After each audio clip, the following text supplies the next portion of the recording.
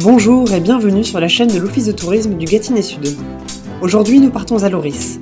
Au programme, les rencontres européennes médiévales du 29, 30 septembre et 1er octobre. En quelques mots, théâtre, conférences, marché médiéval, combat de chevaliers et bien plus encore.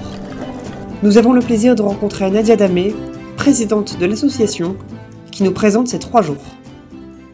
Je m'appelle Nadia Damé, je suis donc la présidente du COCAL, le comité organisateur pour la culture et les animations de Loris. Voilà, donc depuis février 2022, j'ai repris donc les rênes de l'association. Et cette association a la particularité donc de proposer tous les 2 ans les rencontres européennes médiévales, donc, qui sont composées donc, de conférences qui sont tenues par des experts, donc je dirais un comité scientifique de professeurs. Et vous avez une autre partie, donc une partie festive. Et donc cette partie festive, elle se déroule pendant 2 jours, donc pendant tout un week-end, donc le samedi et le dimanche. Qu'est-il prévu comme animation ? Nous invitons des compagnies médiévales à venir camper donc, sur un terrain à côté du musée de la Résistance. Vous avez un grand marché médiéval qui sera tenu avec des stands donc, artisanaux. Ensuite, vous aurez des animations avec justement des compagnies médiévales qui proposent des animations pour les enfants et pour les grands. Nous aurons aussi un groupe de danse, des personnes qui vont un petit peu déambuler donc, dans les rues du centre-ville, donc la troupe de théâtre de l'atelier à coulisses, la chorale de Loris et notre fameux groupe de danseurs qui se déplacera un petit peu partout.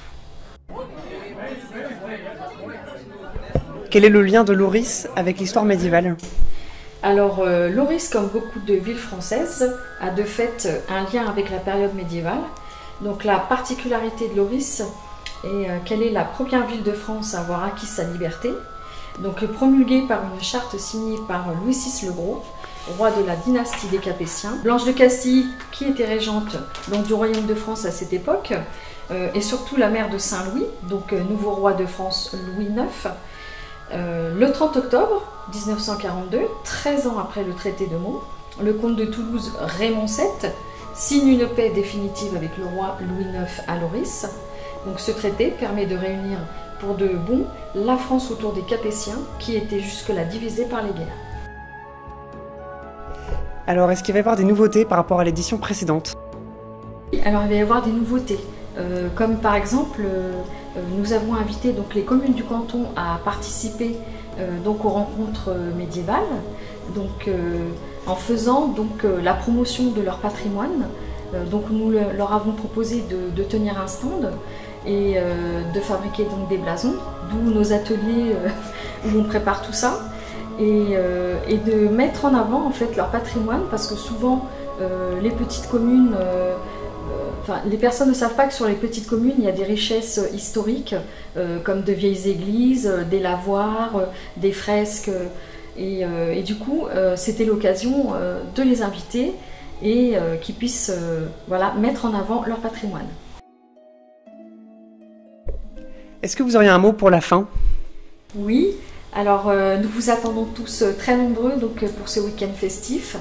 Et nous espérons que tout le monde s'amusera et puis passera un bon moment pendant ce week-end.